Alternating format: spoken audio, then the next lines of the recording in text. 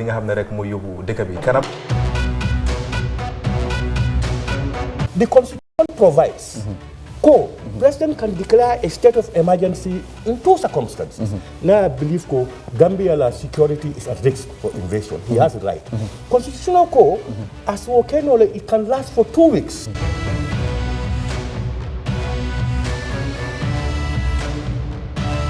yéen ñëpp gis ngeen ne dañu oote ne nañ ànd soppi nguur gi fi nekkoon lu pexe la parti yi bokkuñu xalaat bokkuñu jubluwaay lii pexe la rek pour génnee ngu réew ci loxo benn nit te jubluwaay bi mooy ne fexe nag nit ñi moom réew mi ne nañu ànd ci xel ñu tabaxaat réew mi.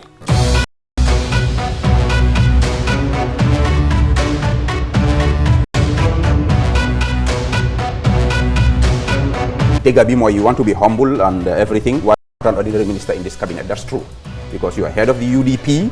You are like a father figure to most of the. It's the fact. Whether mom accept or not, so the point is, because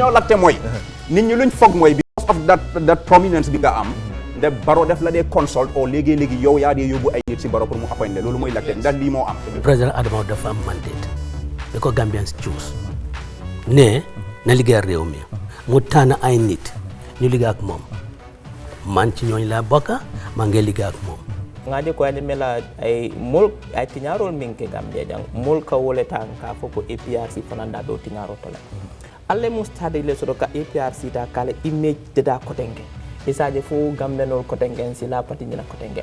You know, Yalon say you are putting me in a funny position. Come down ni fa de ko bita jahannam. Ni kala tay ko kala.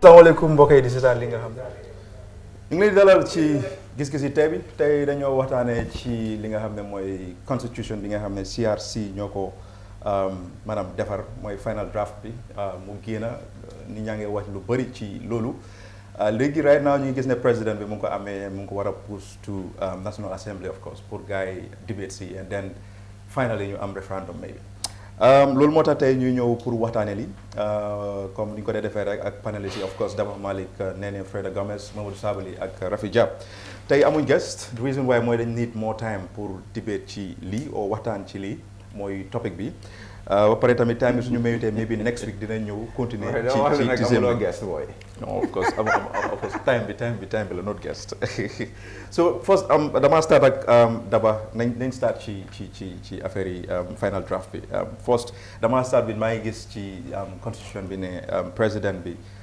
like anybody ku war a nekk président ne soo amee degree soo amutee degree sorry dañ mention foofu noonu ne wala nga am high school certificate ne mun ngaa run as president yow sa gis-gis ci loolu because right now ñu bëri ñu ngi ñaxtu ne lu bëri lu waral président yu bëri ñuy dugal nañu si toroxaange mooy jànguñ let's say demuñ to level yi université ak yooyu noonu right now ñu ngi am président boo xam ne amu degree waaye jeexal na high school of course ñu gis ne su nekkee constitution bi statut ne ku amul high school certificate doo run ku amul degree doo run then it means ne président bi automatically du mën a runaat again ñu bëri ñu ngi wax ne CRC kind of ñu ngi cater current président bi pour lii mën a ko favor yow sa gis-gis in general do you feel ne Gambia dañu war a am président boo xam ne dafa war a am degree or not sa gis-gis. loolu is up to Gambians man li ma gëm mooy. we should not have a constitution that discriminates against any Gambian. man pour man left me alone it should be any Gambian who has the right to vote can be voted for. Now mu des si nit yi ku dem am na ñoo xam ne Arabic school la ñu some people went to Islamic school. University in this Islamic Arabic school. So what is the difference between ku nga xam ne dafa def Arabic school bu dem ba university mu study law maybe let's say Sharia Islamic jurisprudence and then somebody who goes through the conventional way of schooling dem ba university and study law mu nekk lawyer. Man sax they are all equal.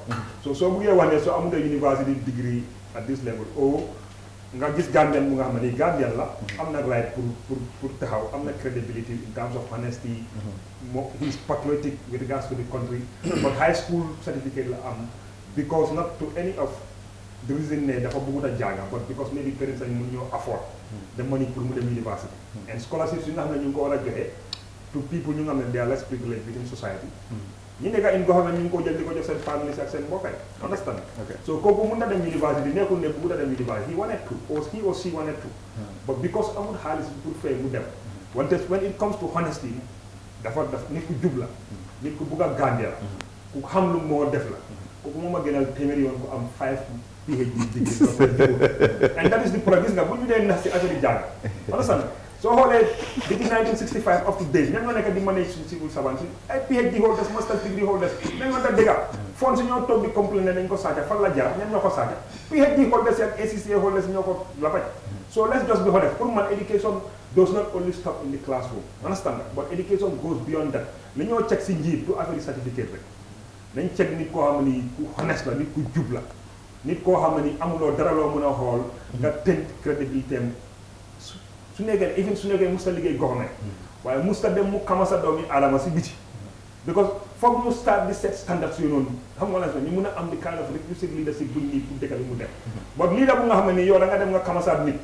Understand nga yaa ngi amee maybe yaa ngi def loo xam ne nii moo yoon jaaruñ yoon understand nga because Gambia dañu war di xool gis nga somebody ñu jànga ñëpp la rawal c'est bon nga am façon degree bu nekk but pour man dañu war a xool sa credibility dañu war a xool sa compliance with the law of the country dañu war a xool sa diggante ak sa doomi moromi adama moromi Gambians naka nga nekk di traité gars yi because loolu yëpp dafa kaam gis nga leadership du affaire yi dama jàngale but empathy si la bokka yërmande honesty si la bokka parce que nit ku jubut du mun a identify ñan ñoo jubbe di leen teg understand nga so pour man leadership bi is way beyond just a university degree so si gàttal it means that yow sa argument moo nekk ne président bi let's say current president bi even though amu degree yooyu noonu so far because ñu bëri dañ de complain ne one of the reasons why sometimes current president bi daf day def mistakes ou du leen mën a jël certain decisions dafa am pour consult certain people ci cabinet bi ou consult ñaata nit is because of maybe demo to university pour mu am certain degree because then believe ne with that basic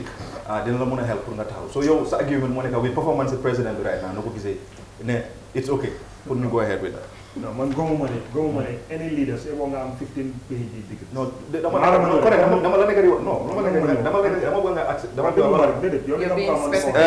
daba lu ma bëgg mooy comme current president bi loolu lañ nekk di wax not in general dama déglu ma expliqué man dama ne la gëmuma ne I don't believe ne leadership da nga war a am pour jànga soo jàngee mooy tax doo war a consulter. Any good leader must be a consultative leader. Leader boo xam ne du dee consult is not a good leader. Understand? Parce que soo tegee sa nit ki soo amee idea it's important nga consult other people nga weccoo xalaat ak ñoom ku nekk mu jox la idea before ngay make sa final decision. But yow la nga expect because dem naa university man dama xam everything no fii kenn xamul everything and anything. Understand nga soo amee xalaat keneen am na xalaat nee na am na nu mu gisee yow sa gis-gis ak gis-gisi neneen might be different so but soo gisee nga am cabinet kooku dañoo am président boo xam ne nii moom mooy am ministerial roles of everything lu tax ñu am different ministries is because président bi si boo xam nekkul expert in all those areas so it's important pour mu consult gars yi so man I believe ne a leader da nga war a consult sa ministres d'abord answer was my question boobu waaye ok mën nañu move bul wax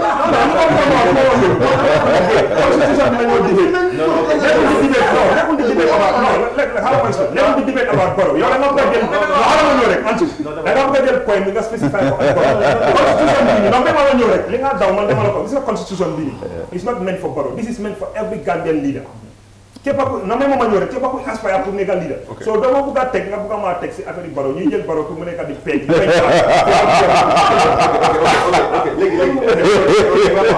because the reason why I ask questions, sometimes I like the questions and then get your reference of certain things. And I have the right, for my current president. No, President Barrow, then you got whole performance so far. The people feel like in office for 3 years. And the reason why you get one of their council, a lot of people although they want to certain decision because of level of education. Now yo, so no, so you get things right now. So far, foog naa ne loolu moo tax gëmuma loolu man naa la loolu man xaaral ma ñëw rek man naa la ko du benn du ñaar du ñetta ne la man musuma gëm loolu parce que xam nga lu tax man I came from Upper and Lower Niomey for 54 years after independence musuñoo am xalaat pour am electricity musuñoo xalaat pour am ndox man so man suma judge on that side pour ma judge Barrow within this past 3 years I will judge dama ko jox grade above Jawara and Jammeh because he has done something for that side of Gambia loo xam ne must happen. Okay. So ku nekk noo dee xalaatee la lu ma gëm moo nekk man li ma gëm mooy as a leader. You must consult it. dawa baro lan la def foofu. ma dégg am na ndox. ma dégg am na pôle électricité bu taw. Of course, Brufut nga dëkk di tabax. Léegi baa ñu move because the thing is it's always good pour programme bi balance of course suñu amee kuy wax si baro kii wax. It's opinion la. waaw Ansu Jack yaa ngi toog tabax nag léegi just move to the next guy. waaw definitely. yow. yaa ngi toog tabax this is not fair. non that was small so nañ ñëw sa gis-gis ci lii ne gis nañ ne right now Barrow ngi am of course high school certificate ne dina mën a ronaat again sa gis-gis ci loolu. boy Ansu Jack yaa métti. na fooguloo ne CRC dañ tiitali because of yow sa gis-gis ci lii in general. Okay. da nga foog ne dañ war a stop di jël anybody ko xam ne dafa jeex high school without going for the study exam too. Okay, the thing is, you know, education is important. I'm an advocate of education. 100%, 125%. Somebody should be educated. But then again, education, I'm education, and then nga janga, I'm degree, nga am ham, tamit, they're two different things. I think ham more knowledge, right? Exactly. Being educated and being knowledgeable, they're two different things. I want you to man small feeling about that part of the constitution. I'm feeling the standards have been lowered. Man personally, I feel the standards have been lowered. Lowered from what? No, there's a benchmark in the 97 constitution. Oh, okay. Let me take it back. Let me not say lowered, but the standards are low. Okay, now you're Let me put it. Okay, not lowered because you are talking to the pen. So excuse you. I'm the ink. So you're gonna write without me. I'm the ink. So standards are low. But then again, this is a constitution. Bohamne it's not for one person. It's for everybody in the Gambia. So man lima chene munna nahare kenen. Li nahare kenen li favor kenen man munna ma favor. Okay. So I mean that's not anything lohamne I will lose sleep over it or whatever. We can move on. But then again, you know, coming to Barrow, did you say right? Specifically, I'm gonna limit what I say about Barrow. I'm just saying, 2021. You go to Mankamankunda, take a sip of tea, and leave us to run the country. That's not the question. What is the question?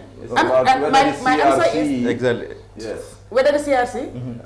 Whether that provision is okay. That's the question. That's what I'm saying. I say I don't have a problem with it because it's in the constitution so and it cannot be favorable to everybody. Okay. And I clearly said, man, personally on that section, I feel the standards are low. Okay. So it's not good. Well, if I have the ultimate power to change it, definitely I will up that game. It's too low. Okay, that's very good. What I said, and I think my answer is it's very okay. clear. You see, you depend on the ink. You don't understand my explanation. Because time be time more lulu, you know. Right now, so far, we're 15 minutes. Go ahead. 15 minutes. Okay, so Giss Giss. So yaa tey nga ñëw pour décider pour meeting. waaye di nga fi fekk. man li ma wax mooy constitution is for everyone. Let's treat it thus, regardless of the occupant of the office of the president. Buñ personalize things. Let's stop this witch hunt. Because it was ingrained in the very DNA of this current administration from day one. Okay. Not interested in due process or justice. Taking, you know, anyway, we've made mistakes. Jammeh made mistakes. This government made worse mistakes in terms of governance. When you deal this constitution, you do that for that baggage. Please, for the sake of the kids, not even you, me, or Daba, or anybody. Let us be fair to people. When you personalize this thing, and let's be, for God's sake, let's be fair to Adama Barrow. I'm not a supporter. I will never be. Okay. Let's be fair to him. He's a citizen like all of us. We go here unnecessarily because they far complicate the game. Okay. And this game is not going to be easy. Okay. So let's just be fair to each other so that soon at least we are talking for everybody and not personalizing. You're even making Barrow too important by pegging this to him. It's for everybody. Well, okay. So understand? So that provision is okay. You we are badole. We are the rural folks, man. Okay. Yen urban boys you have for joge abuko. Kombo sen maybe. Yeah, sure. So rural. I'm from Sabah Sanjal. So we have been the disenfranchised people of this country with lower access to education and some basic sisa. Okay. Your schooling in Sabah Sanjal, in Nyani, in Salum, in Basse, the quality of education is lower than what you guys are getting here at Methodist Academy and Gambia. I'm building my arguments. So you are not going to stop me today. I will say what I want to say. Understand that? So this game has been long, from Jawara's era to Jame to now. Jame Satanina equalized things, open the gates of education. Like Nenko or not, so democratize education in this country. So why they say after the death? So a state that is not guaranteeing university education for every citizen has no business legislating it to become a requirement for presidency or any elective office. Okay. So the provisions are okay. Constitutional Review Commission, I'm sure you know I'm not your fan. This is good. Congratulations. Okay, thanks. Okay. And Henry Gomez Mobe Balu. Rafi, this on this. Well, agreeing now to some points of SAPS because, like I said, so they general university education is free for everyone. That means many people can have access to it. So don't want to requirement you for why time I think the Gambian people they want to ubi sen botu. Tam ñu xam ñan lañu fal ci place bobu. Gis nga man dama gisé presidency dafa melni comme yow mën lo moto. Ñu jël la moto pour nga drive. Su la jëlé moto pour nga drive. Boss la Rafi boss. From American embassy. Ba even traffic lights do mëna dem. Gis nga ñu mu neex ñu naxar ñu. Presidency du pour ko xamné jangut. Okay. Presidency da nga wara janga nga xam loy def pour nga mëna read basic read nga mëna read nga mëna understand loy read té lolou lu ko wax mëna def mais nga janga dégg nga so this issue about nit warta janga nga nek president lolou dañu nasu boba nit fo nga mëna drive moto bala ñu jël moto ñu jox la ko pour nga drive boss nak so requirement bobu am 5 minutes wonté man dama believe tam né anybody ko xamné mëna qualify na pour nek president I don't think dañ wara def fofu requirements of education because comme ni ko Sam soxé suñ nekkoon ci dëkk yo xamné da nga am free education by force is like a basic human right but I understand but we live in a country where ñi day am opportunity ñi day am opportunity but it's now up to the government people pour ñu decide kan lañ fa fal because suñ bëggé ñu defal fa ko xamné jangut xamu dara suñ ko joxé murid sax mu ta understand nu mo rit né mo ñoo rit lolu dëkk bi du dem. Okay. So you may want to even move away from that because you know the case they don't even have this debate. Senegal mënu lo fa nek ko xamné it's illiterate nga man any ministerial position let alone presidency. Senegal bala nga nek president fu nga am very very good CV te gis nañu results having a president ku jang ak ku jang gis nañ ko digënté nga Senegal ak Gambia is very different. Okay. Especially in this time of crisis gis nañ Macky lu mo def ak gis nañ su president. Meaning the president is not handling things accordingly. At all. Okay. Daba nañ ñëw si affaire yi dual citizenship of course because ñu ngi gis there are a lot of Gambians yoo xam ne right now ñu ngi si diaspora bi and then there are a lot of Gambians yoo xam ne demoon nañ fa pour jàng and then now they back ñu ngi Gambia and kenn xamut maybe Gambia kuy nekk next president bi dina jógee side boobu ida mu jógee Europe or America or even mu nekkoon foofu noonu ñëw stay Gambia and then koo xam ne competent now léegi ñu ngi mention ne koo xam ne nga am dual citizenship of course doo mën a nekk president yow sa gis-gis si loolu da nga feel ne is it fair? It's very fair. Allegiance to different states. It's just this is not Dava is our Dava. There are a lot of people. This is our constitution we need, draft we need. So you can them through the referendum. Someone will not be surprised. But I'm not that. Gambians, if folk put the interest of Gambia at the forefront, in fact, as individual interest. Okay. Parce que mënu la wax ne lii baaxul pour kii ba pare yow sa interest nga ko defend pour nit yi ànda yow ñu dem si loolu. Constitution bi ñu am man I've been reading this for the past 1 month man ko compare ak 1997 constitution. But the thing is am na lu fa nekk loo xam ne man personally agree ma si. But at the end of the day suñ ko issue woon ëllëg mu nekk référendum dama vote yes because you know why mënuñoo spend $116 million. You round the whole Gambia, round the whole world, meet Gambians if you compile this document, come together, you know, if you talk with debate. The thing one can neka president for owe allegiance to one state and my Gambia. Of course. So munulo am double nationality, nga buga ñew nga da nga taxaw nga neka president Gambia lolu mu taxaw. If it minister sa pour man, pour nga neka minister, you must have a Gambian citizenship. So ko amuté munulo neka minister. Because mënuñoo jël nit koo xam ne dañ ko entrust with state secrets muy owe allegiance to another country mën naa divulge those informations from ñun mu yóbbu ko si dëkk boobu ok in terms of crisis for example man maam let's say Senegalese citizenship ak ne Gambian citizenship Gambia ak Sénégal ñu am problème man ban dëkk laay man ma nekk président di Gambia ban dëkk laay owe allegiance understand so am na yoo xam ne is uncompromisable waruloo nekk sax lu ñoo toog di debate su nekkee Gambia daf la ñor Gambia daf la saf ba nga bëgg a taxaw pour nekk président dis owner sa citizenship bi beneen dëkk bu am nga ñib si Gambia nga ñëw toog understand nga ñëw nga run for office if people trust you vote la in if they don't trust you buñ la votal but mënuloo am na double nationality nga bëgg a ñu sànni la carte man am na gën a vote for anybody loolu moo nekk minimum standard du ma mos a sànni carte képp koo xam ne da nga am double nationality nga ñëw ne da ngaa run for office loolu it doesn't even make sense dañu wax dëgg because gisuma loolu ban dëkk ngay dem tey nga dem ngay def loolu because bari na de am na de African countries ngay xool am na de Amérique doo dem Amérique bii nga xam ne xam nga suñoo wax in terms of démocratie ñun ñan lañ dee set standard non nga ne gisuloo benn dëkk ba dana am na waaw dama ma ñëw rek xam nga su ma ne gisuloo benn dëkk am na waaw dama ma ñëw rek la fii su ñu wax démocratie doo dem di ma wax Libya ngay jël exemple démocratie about démocratie ñan ngeen jox Amérique UK France Lebanon seen former président bi tri nationaliste Lebanon du exemple so loolu dëkk boo xam ne non first state la naka la defee first state mu na benn dëkk boo def non Lebanon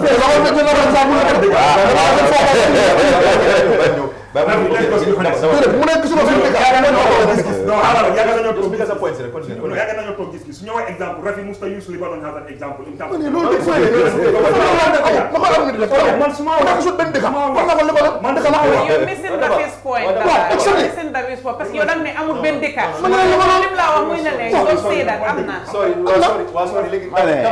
kii am seen question bu bëri dañu move exactly xam nga ñoom Rafi gis nga li ma la mooy li ma la wax dañu move kii am seen question ku nekk am nga groupe Daba, can I step in? No, dama laa dimbali. I'm with you on this.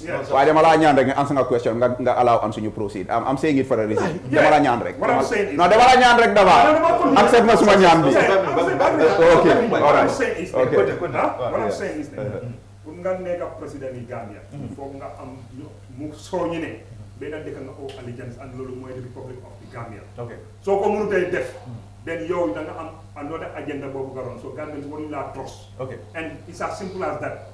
Loolu amul compromise. nee sa gis-gis on this. Well, I do agree with Daba's point. Ne mënuloo hold two nationalities, have allegiance on two countries, and then expect to serve both of them equally with impartiality. That's difficult. Knowing, especially us as Gambians, as Africans, that's a very difficult task. But then again, because again, my constitution, you understand? I mean, this is a document for it put powers in the citizens. A document for empower the citizens to put the power in their hands instead of the government.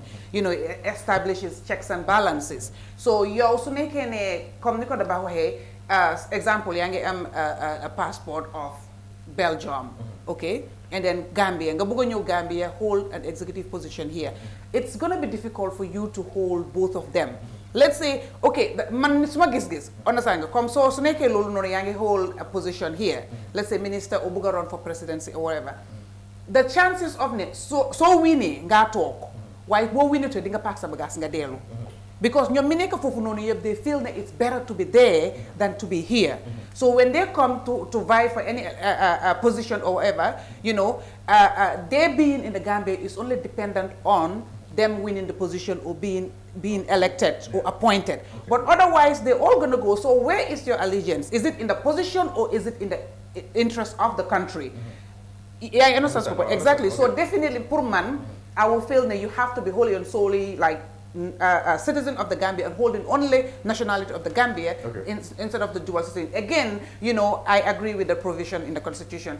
And one thing like you are halal. So when the constitution what a favor. Come man sumako read I have to read it all the way to the end and be like, bingo! The constitution serves my interest. I will not see that. And if everybody is feeling that way, then we'll be able to look at national interest and then you vote it in whether yes or no, sahalat yo yaham, lan moy sa interest. Why suñ bëggé nek di out for certain specific things yo xamné it's interest based or party based or a interest of a group then definitely, sorry, but this would be a wasted effort, wasted resources, wasted energy after everything that's been expensed in it. And I would like to say then we might have considered what Halifa said from the beginning when this thing was being tabled at the assembly. Instead of going for all of this, why don't we just look at the parts that we feel is not supposed to be there.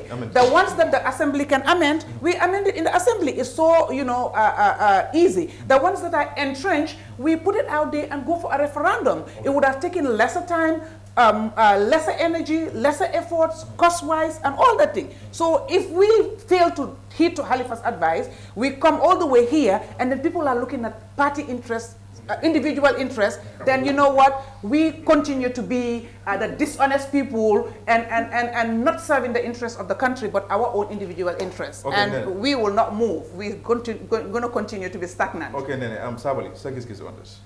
Yeah, I agree with the two previous speakers. Gissing our constitution, do they exist in a void? It comes within the history and culture and realities of a particular geopolitical entity. Definitely. Understand? So we were people who were colonized within that period.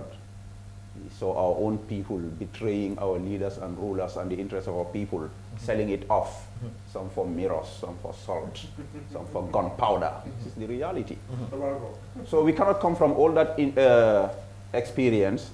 You are a president, you are serve two masters. Jesus Christ, when I use Munuta No, you cannot serve two masters. Okay.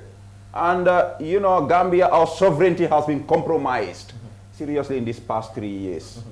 From Yaya Jammeh's high to this Barrow's abysmal low, where we are considered an 8th region of a country that is dependent on another country, France. Your people, your colonial masters. My people? You the Francophone people. Well, when I studied French, that doesn't mean... No, but you pay allegiance to them. When the Gambia was made a member of the Francophonie, you endorsed it. No, the thing is... Anyway, back to my topic. Back to my topic. That doesn't mean... You are a host. You are a host. You cannot argue. So, doesn't mean I agree with Daba totally. Because we have to be careful. Gambians then yaga dogol the West especially. Then you claim this privilege, West Village citizenship. And we know political parties in this country where send executive discussion, but I don't discuss anything. Then you know what would Washington think about this? Atekela jamba wulenke alkana song. One citizenship, one president.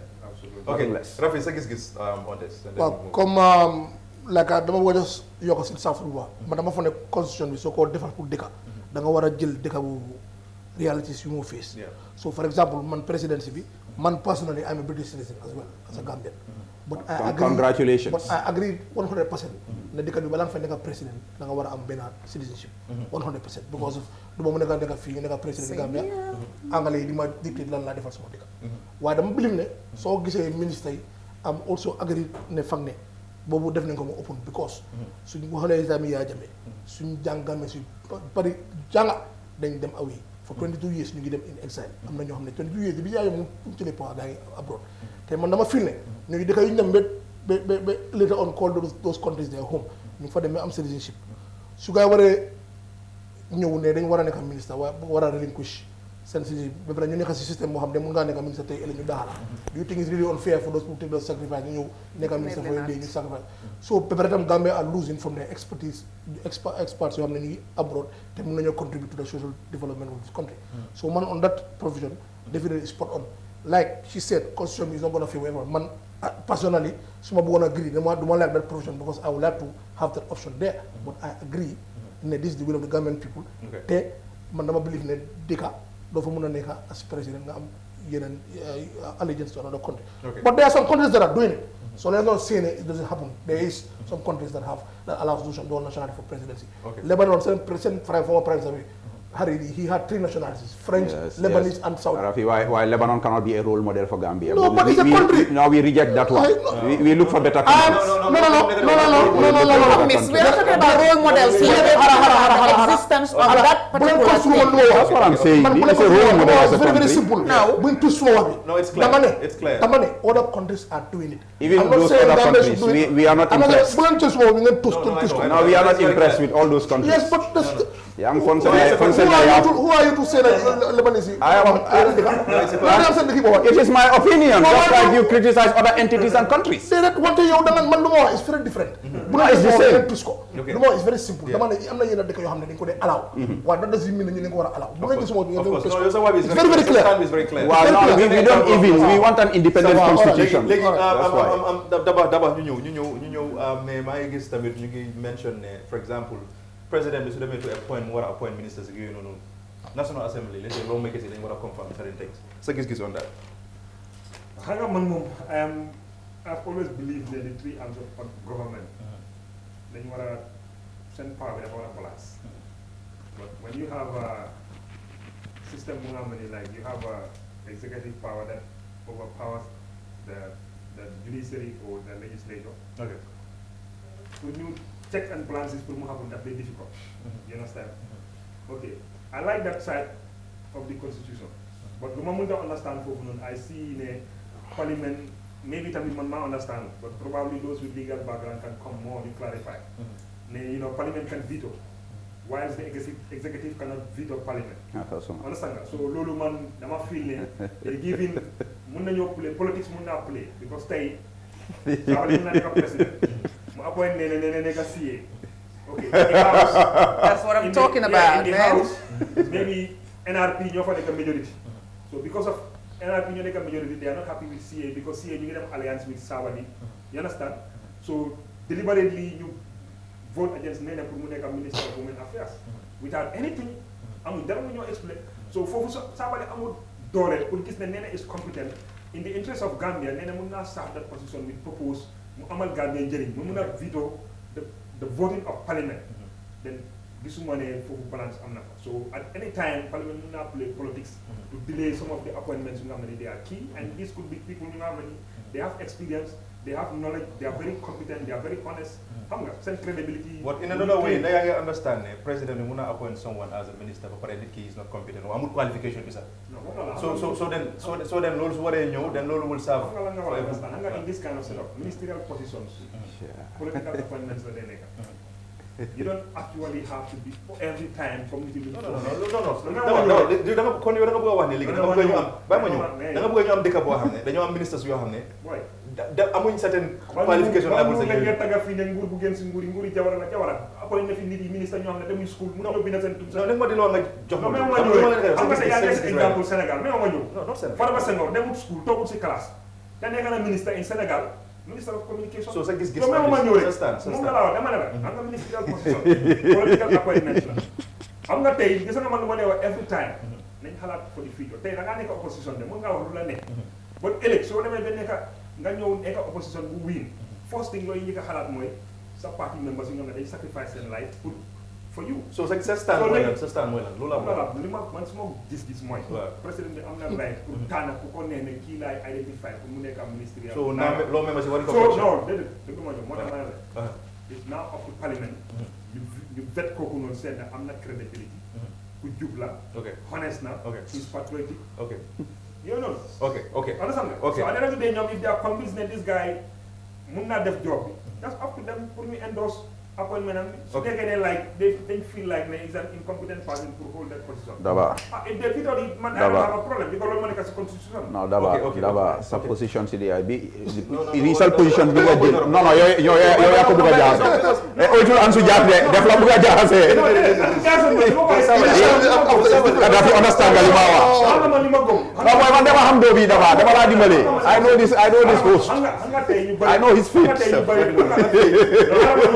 how many bari suñu read constitution bi la kan la ñoo xalaat Barrow but they are not thinking that 2021 bi Barrow mën naa ñàkk élection keneen ñëw toog and it's the same constitution bu faa nekk non dama bii jeex na mënuloo doon national assembly pour ñu veto presidential decisions executive decisions ba pare joxuloo di executive pour ñu veto parliament suñ bëggee def loo xam ne nekkul to the interest of Gambians loolu imbalance moo fa nekk te man dama gëm ne the three arms of government and the fourth estate bu ñëw ay media bi ak civil society dañ leen war a empower bi point like ne ñëpp ku nekk mu mun a xool moromam accountable but li nga daw comme li ñoo daw currently executive power bu ñoo daw currently ne moom la ñoo wàññi si presidency bi ñu ngi ko yóbbu to the National Assembly so National Assembly su ñëwee foofu noonu parti bu am foofu noonu majority will dominate and dafa play politics foofu la ñoo nekk di debate si yooyu nekk fee yoo xam ne amul njëriñ. ok Nene sa gis-gis li. Okay, commenting first on Daba's point, I agree with analysis bi mu joxe noonu.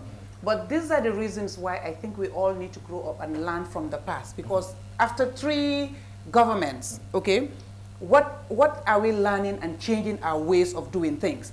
I think this is a time that we don't have to do things based on party politics, based on self-interest. Let's start doing things based on the interest of the country. That's going to serve the interest of the citizenry. In that way, and thank you for taking me as an example of being the minister, because yes, I will deliver. I'm going to be a very good minister. Hello, I know myself. Okay, thank you. I will just give you kudos on that. Okay. So they can understand that you get set laws and you have to hold then a set individual. Mbolem kunyo, understand nga? Dafa nek lo xamne di nga mëna fit in and then you do things the way you're supposed to do it. Why so ñu set the laws diko def basically ñu ngay xalat naka la moo favor suñ parti naka la moo favor suñ groupe bi ñun ay yooyu noonu yéen seen groupe bi o seen parti bi du fa nekk forever. For God's sake, Yahya Jammeh after 22 years has left us. liñ fi defoon yëpp pour mu empower ko pour mu dimbale ko embolden ko whatever. It has all moo tax ñu ngi nii di change constitution boobu noonu. xëy na Yahya Jammeh foogutoo dina doon génn waaye ñi ko doon dimbale ñi ko doon ñi nekkoon ak complaisance yooyu noonu yëpp. Anamu, this thing is not helping them. That same constitution is not helping them. So moto suñu def anything else, nañ seet suñ diggante ak suñ yàlla ñu def ko ngir askan bi. ñu def ko ngir ñi amul voice, ñu def ko ñi amuñ doole. Sa stand mooy lawmakers yi dañ war a confirm. No, the thing is now you're doing your job. Now you're doing your job. Okay. Man suma stand mooy ne fii lu ma ne comme li dafa wax ne understand nga dañ jël power si yëpp jox ko National Assembly bi man I feel ne that is for a reason because National Assembly bi it changes ñi fa nekk duñ nekk the same people okay and president bi also du nekk the same person so at the end of the day bi li ñoo def rek mooy bëgguñ comme first government, the second government, at least you have a change from it. So at the end of because Linkis right now, President B has the supreme power. My def luneka, my appoint, my fire, anytime and it's all based on politics. It's all based on self-interest. So you agree? I agree. I agree with National Assembly. They have that. Proceed. I agree in the National Assembly have been given that power to always question what the president is doing. And if it's not in favor of the Gambia, they can say no to it. Because again, National Assembly could be an so ne ko ne ben nit lañ jox power bi ngene baro mun nako twist and tweak and you know why it's a whole group of people behind it. About the president. Even an opposition leader who holds a majority in parliament can control the parliamentarian. So, this is the mistake we do. Anytime we talk about parliament, but that's not what we have here. A majority they can always decide. Opposition majority. I'm telling you this. They can create a bloc. Opposition bloc in parliament. They don't dominate the ruling class. Okay. Until then, my brother, the situation we face right now, this is good for it. Until then, and constitution, of course, it's not like a cast in stone boham you cannot do anything with it. Once it's passed. Sunekene, we are faced with that reality again. Then we will see how we're going to change that. We know that then the power cannot be with them. But right now, man, I agree with it. Okay. Sabali, sa Giss Giss. Chile. Ceylon. More a very confirmation from lawmakers, the presidents were. I think again, bima bantu wat. So you discuss constitution B. Ak luñ bañ Adama Barrow as the current occupant. Let's be fair to the office of the president. Yeah, because ku nekk mën naa ñëw like different. Yeah, nee wax na fi Babili. I'll be here for 1 billion years. Ana Babili tey. Jawara suul nañ ko yal na ko Yàlla yërëm te ñu. So let's think wider and look at the bigger picture. I don't like to agree with Dawa, but today I agree with him up to the point where nga dem nga jaxase ko because li mo wax neexut la yow say bu mag nga Ansu Jack Daba li mu waxoon dafa leer look Daba in fact Daba waxat na no you are so host you're this hosting but now we need to talk to Bakso mu ñëw host li Daba li mu wax and this no hold on man xam naa where your political sympathies lie Daba li mu wax and I like the fact that he backed it with principle so ne da nga avoid excessive executive overreach and power National Assembly, they are not saints, they are not angels. They are humans, flesh and blood like me. And limowa, if you have an opposition in the assembly and they want to do some kind of malfeasance, they can execute what they call the tyranny of the majority. It can happen. Mun nañu constrain president bi be du mëna liggéey. Suñ waxé né democracy ultimately, in my Khalifa Saleh voice, power belongs to the people. That's where sovereignty resides. Then what are all you suñ démé be choose a president. Please, let's not tie all of his hands completely. We know we are learning for the excesses of the Jama era, but at the same time, nañ xamné there are chances Adama Barrow will not be president in 2021. Only Allah knows. Kulillahumma malikal mulki tutil mulka man tasha'u wa tanzi'ul mulka mimman tasha'. Can you translate? So man I am say he is Allah, the owner of all sovereignty and power. He gives power to whom he wills and he takes it away from whom he wills. It's in Surah Ali Imran. Amen. I ever start on Arabic classes by now. Compete. So back to the issue at hand. And this is very important, and it's a complex issue. Not everybody will grasp it because of the high level of emotions right now. That's the fact. But then buy some help. Because President is elected. Munuta appoint Nene, for instance, because of partisanship in the house, which is there already. How do you expect that president to deliver? Wahumane, National Assembly oversight.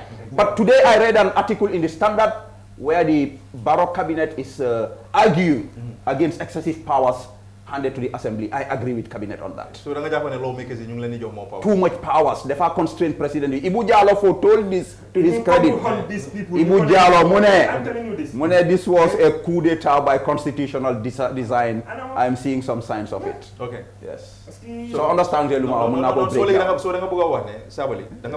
now, any president, let's just take an example of any, let's say UDP or APRC. Any president, still have that problem. The lawmakers is still in your question. Powers. Not question. Especially when they need to in it house. For example, let's say UDP right now. Wahumane question. Wahumane, the house should not be a check against the executive. I think basically appointments. I think they're giving too much powers to the assembly. If I create problems, they can be. Okay. Yes. Rafi, so Giss Giss. Okay, man. First of all, I'm gonna answer your question. I agree to it. Those provisions are placed there because this move away from dictatorship. We have to strengthen our institutions. Institution building is one of the key principles. But the executive and the presidency is also an institution that does not deserve to be weakened. A very important one. No. I'm getting unfair.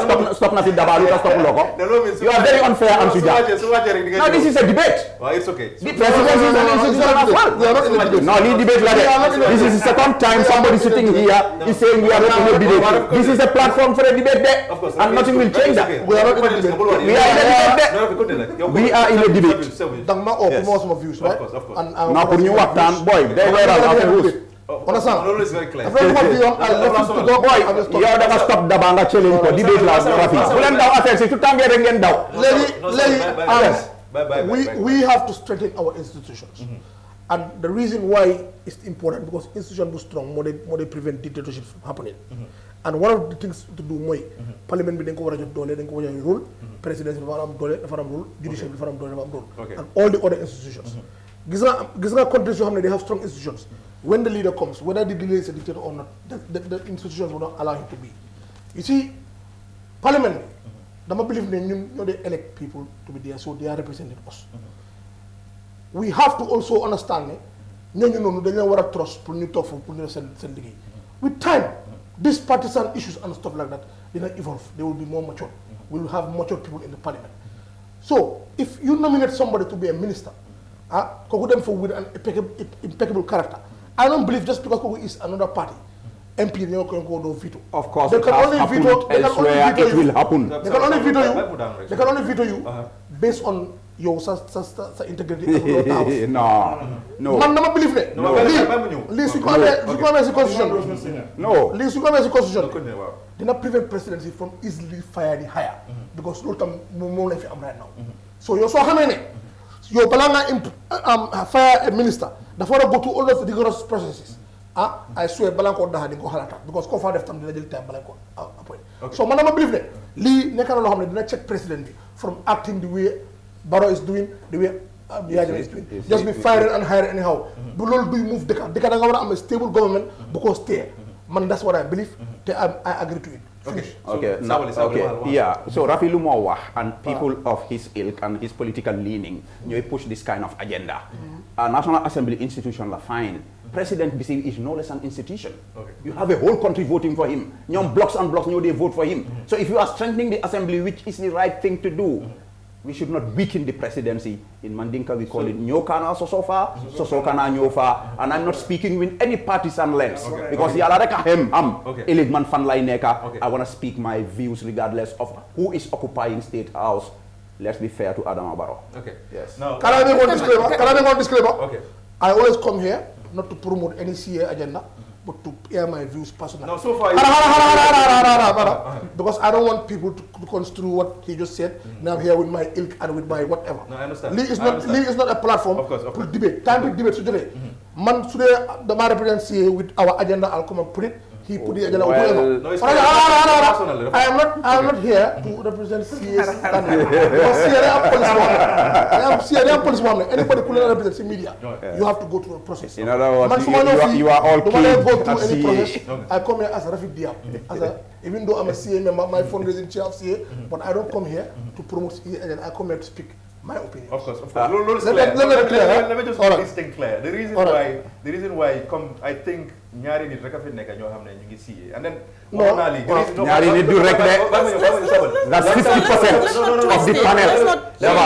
No, because the thing is, it's very important. Dama ko make this thing very clear because man I'm going to tell you this. Man pour ma stop Giss Giss. Keneen muy ñëw def gis-gis wala ñu bàyyi ko keneen it's not a problem pour man ma def ko and then du ma mus di def any programme boo xam ne dañoo support any political party man dofuma pour ma ñëw di waaye kenn waxut loolu non li nga wax amul basis we've been talking about this why are you all of a sudden gaagee mel because Rafi right now nobody said that you are our host you are independent sabali waxara Rafi ngi wax li and then it's very yow su signé jotee rek nga daal doo di sensitive yow tam du loolu boy nañ continue suñu def hey ma ne nañ continue it's about the constitution this is not about any political party this is about the constitution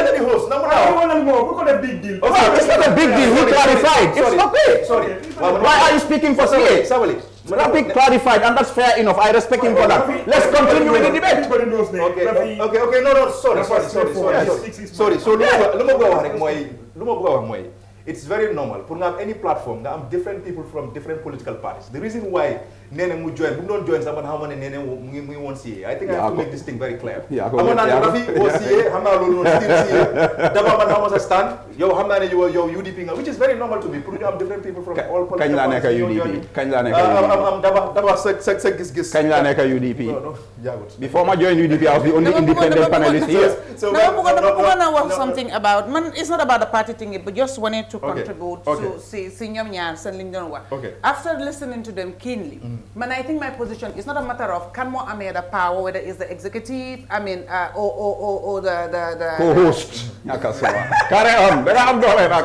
Analyze us. Or the legislature. But then the thing is, I think it goes back to us, the grassroots, because President B is elected. The MPs are elected. Who elects them? Us. Okay? So now we need to make sure we are very, very careful when we elect individuals. Let's not look at it because of Kisuma until ñu di ka bena kër xam naa ko ñu bokk bena parti yaaga nañ and favor nama or jox nama malo or whatever. Let's look at people, elect people for whatever position it may be, who are capable, who will have integrity, who are honest and who will stand without fear and favor and make decisions for the interest of a country, not party interest or whatever. So it goes back to us, whether it's the president or it's the legislature, it's besides the point now. ñun mi elect guy ñun ñoo war a make sure you elect the people, the right people in those positions. Then we will not sit here and be thinking if the power is given to the National Assembly, they're going to make decisions based on partisan lines. Or if it's the president is going to make a decision based on party lines. We know we will trust their judgments. Whether we are in the same party will sit there when the president makes a decision. We will know that okay, it's for the interest of the country, not politically or whatever. And then when the National Assembly also make decisions or take decisions on certain things, we know it's not an interest.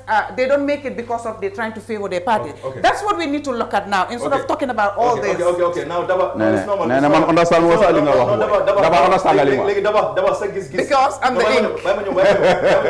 Daba sa gis gis. ñu ngi gis ne ci constitution bi ñu ngi mention ne président bi dafa war a declare asset sam yi 3 months after su assumer office am sa gis-gis si loolu fooguloo ne dañ ko war a def just 2-3 weeks after waaye 3 months foog na loolu dafa bëri sa gis-gis ak ministre Cissé asset declaration loolu moo war a nekk number 1 no 3 months bi ndax time bi la time frame bi la nekk 3 months is okay because nga president su winee election jubilation bi balaa ngaa tabax sa cabinet yaa ngi am hope de boy yaa ngi am hope de okay sabal su demee campagne mi wi il faut savoir di fis cabinet celebration bi yaay compagnie ñoo ko so 3 months within a period of 3 months is okay because xam nga tamit ñoo bañ mooy mu nekk ros boo xam ne nit mooy dem toog rek def valuation ñëw rek binda dafa war a nekk am professional satisfied valuator mu dem mu value sa assets yëpp ñu price tag lañ ñu jël pictures ñu create file nekk si file boobu pictures every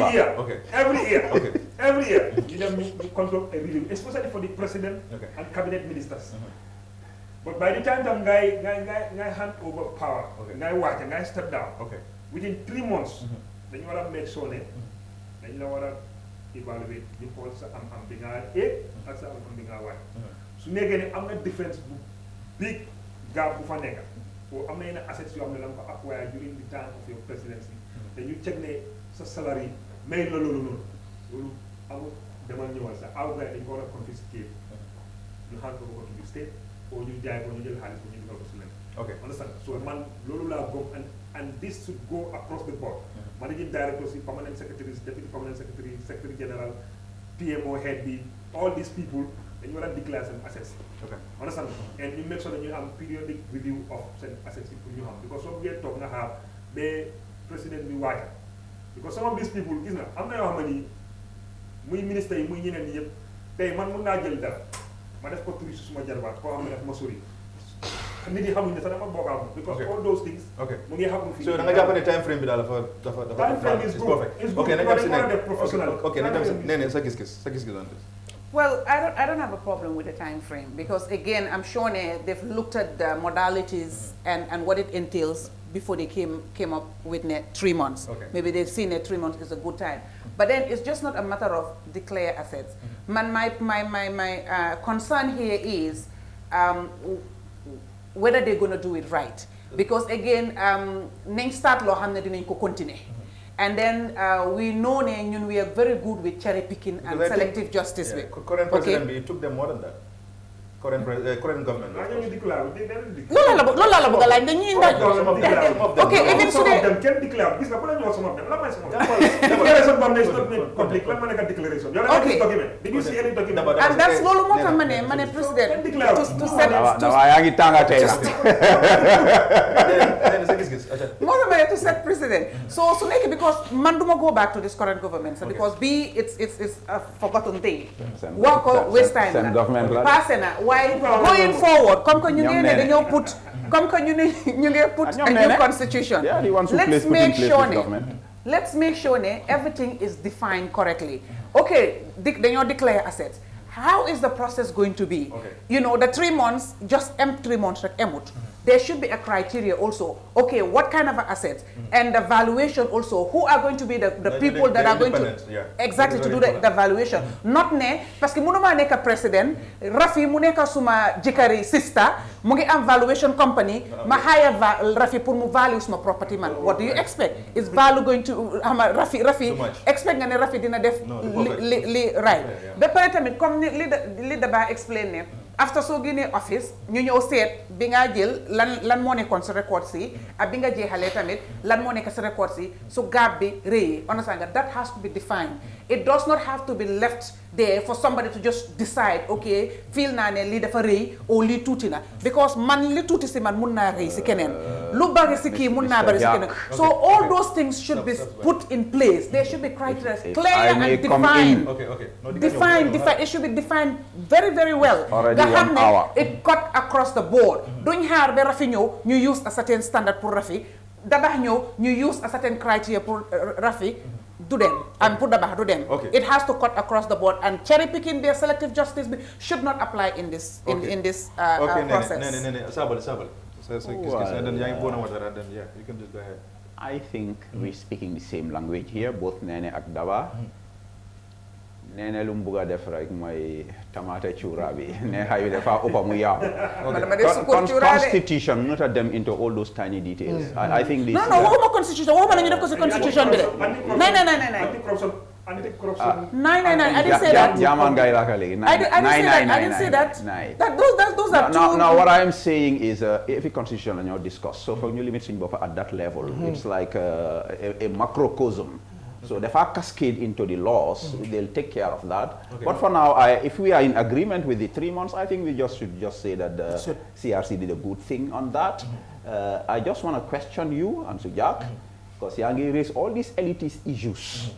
Urban elite la fogo. What is this constitution pour ñun ñep la? Did we have a question on what's affecting Nyomi, Sabah Sanjal, Nyani? Okay. Religion, the most important thing. Okay. It's almost an hour. Okay. Rafi, say Giss on this. Well, I agree with any mechanism we put in place to curb corruption, and I think asset declaration is part of it. And I think also, I think the IAC, something like that. If you are a candidate, put DEFSA asset declaration. So I like the fact that now is entrenched in the constitution. You go for def. Fight against corruption. I think it's a good measure. Okay. Daba, no person should hold office for more than 2 times. Okay. So now you just you get certain things from office of the president. Really, they are not happy with current drafting. Your Giss Giss on this. Small here based on law with my layman. I totally agree. No person should hold the office of the presidency for more than 2 terms. I agree. But where I have a problem with this constitution is it's more of like is it been a clause purposely to barbaro and law they operate number one because law is discriminatory. Let's just be fair. Let's call a spade a spade. Understand? That's number one. Number two, this small law would they look around. Dafa mel ni tey death penalty mu nekkoon Gambia. You isi constitution bu ees bi ñu def fa death penalty. So you want to tell me that when the constitution comes into effect, ñu nekk on the death row dañoo dem ñu excuse ñu. It doesn't make sense. It doesn't add up. Loolu moo tax may wax ne su ñoo defar loi nañ defar loi ñu xalaat for everybody. You put the interest of Gambia waaye bu ñu xool the interest of certain groups. Mais pare ñi nga xam ne ñooy defar suñu loi itam ñu bàyyi ñoom di jël seen interest yi boppam di ko dugal si biir loi yi ñoo defar. Because at the end of the day tey dina la féego. Tomorrow table will have a tone. You understand? When the table talk, because they lawyers for them on the different yard and lawyer body you make as a constitution. I'm not when Yajamas government never before. You on the other side. The law went against them. No, but Daba, say Giss Giss because bookman neka that host, Bohamera neka is still push ni answer second question. No, Armanyo. Dama la ne. Lan moy sa stand. Because so neka di round. I agree. Okay. No president should hold office for more than 2 terms. Lord Moise stand. But after coming into effect of this new constitution, put more fair. After coming into effect. So don't want them guy back date. Understand? You want 5 years ago. More they create problems. So Lim, you are the answer. Suma Giss Giss lolo. See, man, suma Giss Giss moy ne. Agree na ne 2 terms. Man suma mon dollar sa 5 years if I better ko 2 terms of 4 years, 4 years each. Man suma Giss Giss. Okay. This is not America. No, Sabali, hala mo Giss Giss. Amati America la joge mo ta. Okay, I know it's not America. Dama la wax suma Giss Giss lañ ma laaj. Man suma mon dollar di understand nga lolu lay wax ne lolu ma don gëna. 2 terms for 4 years each. But Lena Labogo, understand that? I don't like it when Nakamani Barroso, when Dabah is making it a thing of the many constitution being that provision, it's specifically done thinking Barrow in mind. Okay, fine. I'm telling you, I stand to differ simply because. But why here? There was a time you asked Dabah a question. There was one more time on this particular one. You see that if they wanted to be fair, then they want to after coming into effect of this constitution. No person shall serve more than 2 terms. No, Daba, you've been very clear. So léegi nañ ko déglu moom tam. Waa dégg naa la. nañ ko déglu. Mun naa wax Daba. Okay. Li ma wax mooy why is Daba making it taking it as if this commission they specifically did that having Barrow in mind. Man, I beg to differ. You okay na fini Ansu Jack laaj na la benn question and then specifically directed to Barrow, and then you refuse to take it. Okay, it has to do with Barrow. Let's use it in a general term, not Barrow. But let me be specifically understand that the take related to Barrow. But I stand to differ. I beg to differ. What I said. Constitution. That question. When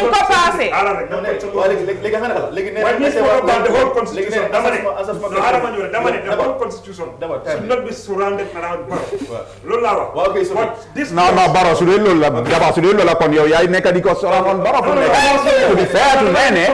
Yes. Okay, Daba conclude and then you come to last. My take is I like the 2 terms, and whoever it may be, 2 terms. The constitution 2 terms, whether it's in effect or after effect, is 2 terms, and once it's passed, 2 terms. Okay, I'm Sabali.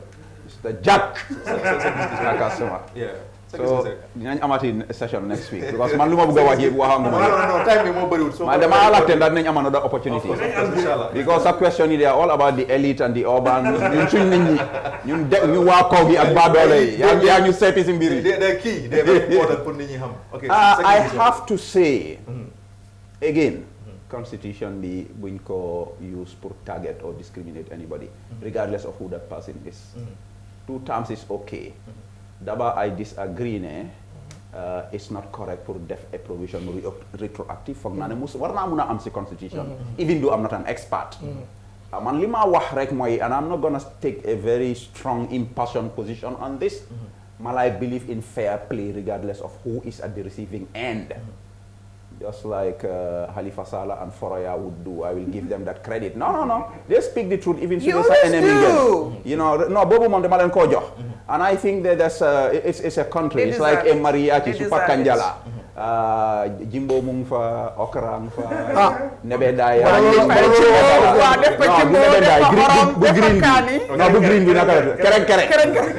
So lolu moy Gambia. So every part of the meal am na lu mo contribute. Why so am tay dinclear nak du neex moy UDP bi moy yellow bi moy Gambia, yellow nation. Anyway, that's by the way. Why dama don cite an example, and I know ñom Khalifa bokuma ak ñom political party, there are certain things about them that I like. Buñ discriminate. Barrow has treated the Gambia fairly. He has cheated the country. But the country should not cheat Barrow. The country should not be unfair to Adama Barrow. Okay. And I think cabinet, that position Bunjel is a legitimate position, and I think they should push it. Will I support their agenda? Maybe not, but I respect their rights to argue against discriminating against a person. If sovereignty lies in the people, and the electoral provisions are free and fair, let's allow the people to decide whether Barrow should take 15 years or not. This is my position, and nobody can cage me. That's not something we should bring on the table. Honestly, that's not something we should even talk about. Come on now. Let's be fair to each other. That's not something we should even talk. We should make mention of that. 15 years? Sorry. Please, Rafi, say Giss Giss on this. We have to understand book Bini, Balankonon produced. It was a process. They canvassed the whole country and asked for their opinions. So it's not a group of people who talk agenda against Barrow Binako. They did a thorough consultative process across the country. They even went as far as abroad. Even Bunyanemsa, I'm not one and it's a waste of money, you took it. But they went across the world and asked Gambians, lan lañ bëgg ci book bi. Yeah? So, légui am nañ book bi, man I agree with the fact that Gambians decided nañ ñom bëggu president anyone mu toog fi more than 10 years whether la Barrow or whoever loolu la Gambia si decide so book baa ngi nii what they have to do now is present it to the parliament parliament also dañu war a respect the wishes of the people because people yaa decide lii not group of people at CRC then suñ ko put it out there it's a referendum whoever has a no campaign let them put the no campaign and argue for it whoever has a yes campaign you put a yes campaign and after we vote it man dama fa ne noonu la referendum di doxee it's a very simple process so the question is nan nit yu bëri dinañ bëgg a génn di campagne si yow looy wax because there are people yoo xam ne then they are not honest I actually want to ask then they are not honest because if you have an agenda that you don't like on the constitution and that da nga feel ne loolu dafa war a tax ba yow laagaloo constitution da nga war a génn actively nga campagne for it so ñoom Barrow ak team Barrow ak BYM and all NPP suñ filee benoo jàppale Adama Barrow suñ filee ne constitution bi dafa dem against them te laaguñ ko they have to aggressively campaign for a no vote. No, hold on. Any other party boo xam ne laaguñ 50+1 bi they want the simple majority they actively campaign for it. su ko defee government si yëpp nga xam ne su ko defee government si xam kan moo choose lan loolu man dama believe ne noonu la te recent référendum mu amoon rek war nañu tëj lu elected which is the Brexit because Brexit bi even within the conservative government am na camp boo xam ne they voted for they campaign for yes am nañu campaign for no am na parties yoo xam ne parti bu nekk dafa jël position let us not hide referendum is all about campaigning for a yes or a no it's simple ñaari question nga di am ok so nañ ñëw fii back dañoo ñëw si question bi and then maybe ñu conclude with that mooy 50+1 bi I know ne so man suma question bi na no because it's fundamental it has to do with Rafi li mu wax understand naa loolu and I think it's a fair thing ku nekk nga campaign why to avoid a Brexit situation which I predicted about this constitution ndax duñ mun a am another consultative process however limited for some of those consensus issues mu wàññeeku so that we don't have to create the platform for people to go and campaign against no on a document that we spent like 116 million. Then subs them doing have standing political parties. Why? I think it's very important for you. ñun dañ bugg a lu yomba rek dëkk bi dem si kanam. Loolu is very important. Léegi Rafi 50+1 of course we know that it's very important and then Gambians yu bëri ñu ngi ko séntu. Yes. soo seetee political parties yoo xam ne dañu am doole. damaa jël the likes of UDP, APRC, you know, soo ko xoolee in one way or the other su ñu nee democracy of course gars yi maybe dañoo wax ne okay let's just go for this.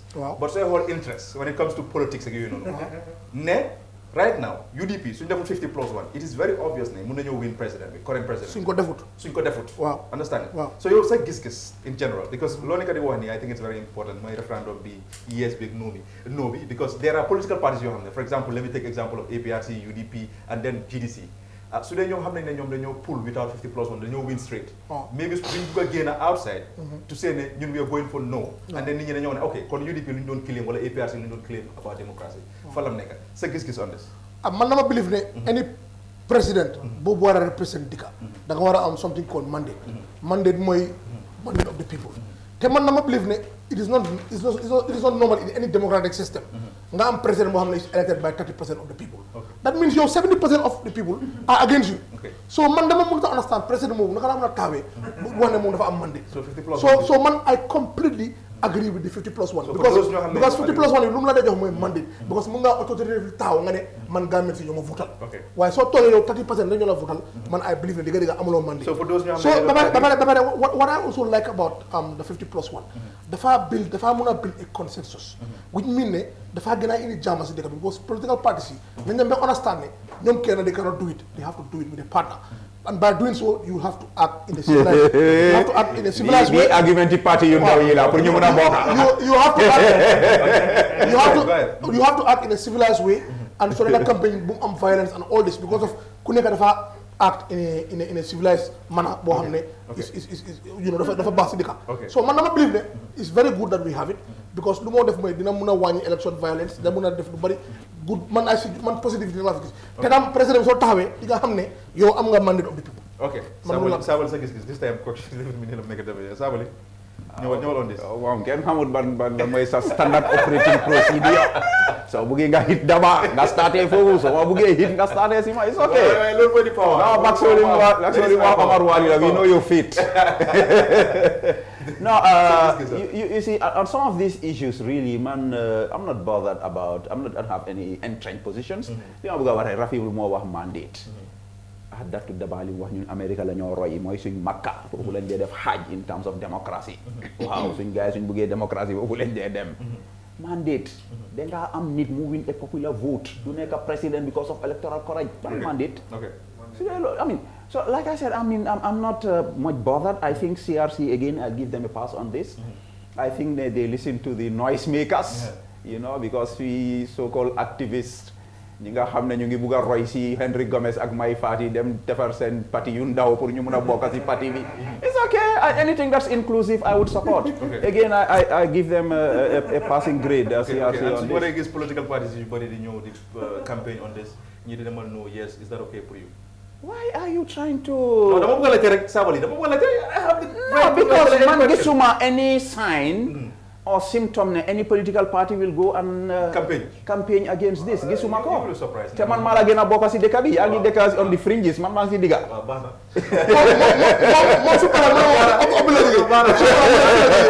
Suma current resident. Suma current residents, man maa ko gëna xam lu xew. Nee na sa gis-gis. Sabali politician la. Do answer any question. Fépp la bokk. Sabali nga toog bés sama man waa diaspora la. Moo favorable. I'm not 3 years Atlanta qualify na. Anyway, my position is clear. I think it's good for the 50+1 bill. I support it. And then again, I don't like it, you know, like I said previously, then buy this party interest and look at the interest of the country. Nana, bul ñu nax. No, loolu luñ ko jël de. Nit ñi dañoo support suñ party interest. Comme na rekeri. Nana duñu nax boy, ñun mag lañ. Nana dafa am interest am di, we know it. Ansu Jack, I've told you severally, when Nene speak, nobody speaks. So can you please talk to Sabali? Just go ahead. Man, I agree with the 50+1. We are listening. I agree with the 50+1, and it's going to be a defining moment. It's going to change the game of the rules of the game, and people will just have to live with it because that's what we have right now. Niko Rafi wahere understand right now yangi am more political like how many 14 political parties currently. And the prediction is that you're going to have more. Maybe we'll go to 20 or 25. Hey!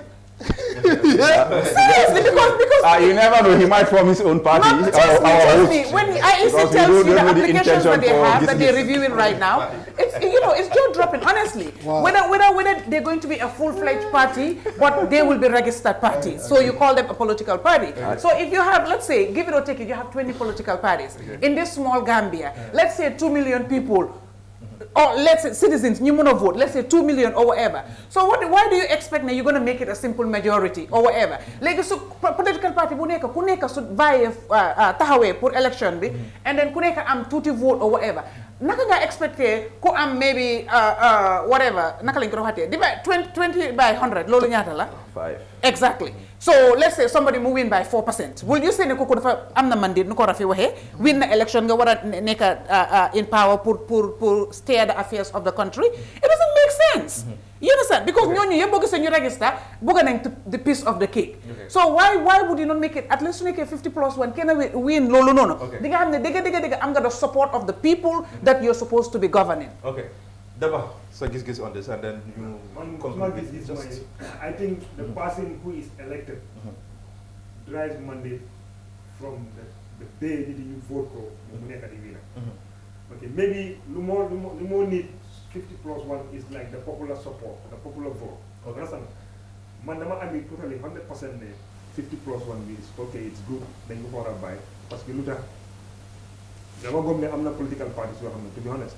No disrespect, but then form 10 parties because then you run a government. And that 2016 coalition, about the governments in a lot of things. And I think 2021, a lot of lawyers will get involved in coalition building. Understand? And make sure that coalition then you them after 3 months. When they have issues, you talk at another 5 years, big debate, No, we are not going to do that again. Understand? Because what happens, they can see what president, government, and you keep like so to avoid all that, na ngay dem draft seen legal agreement moo xam ne it can be challenged in a court su ko defee nga xam ne nit ki du mën a ñëw tey mu ne man maa waxoon. waaw boobu dina métti di. ok léegi fu mu nekk dinañ conclure bi dis Rafi sa gis-gis ci. waaw da nga cut d'abord ci final draft bi time bi jot na. final draft bi sa gis-gis da nga cut d'abord 100% ñaata ngaa jox gars yi CRC. CRC. out of 100. waaw I give it 100. okay man because of the plagiarism being def for which they were outed by Lamin J Dabo. waruloo mun a dem jël document yi jàmbur nga lift ko verbatim at extensive lengths nga def ko in a constitution. I think it's a very big disappointment. And if there is anything about lowering the bar, CRC ñoo lower the bar for all these young students at the law school and all these aspiring drafters. The Constitution, therefore, represents the spirit of the people. Therefore, naughty. That's why the American Constitution is the golden standard. Cut, copy, and paste. CRC waruñ koo def gàcce la. They should apologize to the country. Having said that, I think broadly it's a good constitution. I would give them 75%. I think that's a good pass. Yes. No. On the scale of 75% laa ko jox de man. Rafi moo ko jox 100. dama ko bëgg a def as quick as Rafi's rek. You mean the constitution? 95%. Okay. Daba. When I give them 80 over 100, I think they did a great job. The thing is, mënuñoo indi document moom dafa satisfy everybody. So nañ dem ñun ñëpp ñu vote ko in. So one little thing rek. So I think we all agree that this one is better than 97. Well, man waxuma loolu de. Man li ma wax mooy. This one.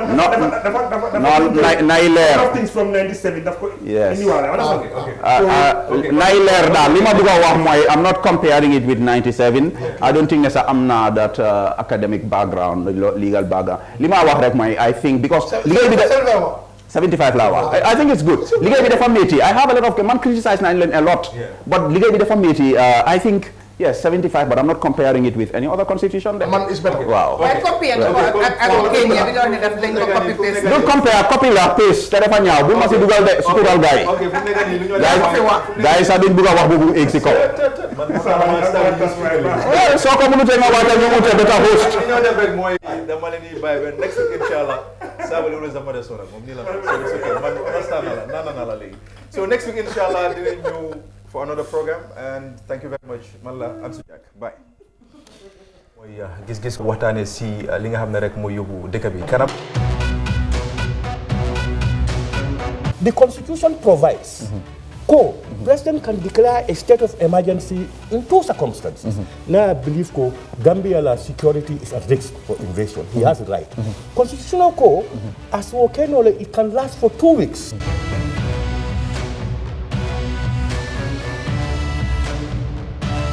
yéen ñëpp gis ngeen ne dañu oote ne nañ ànd soppi nguur gi fi nekkoon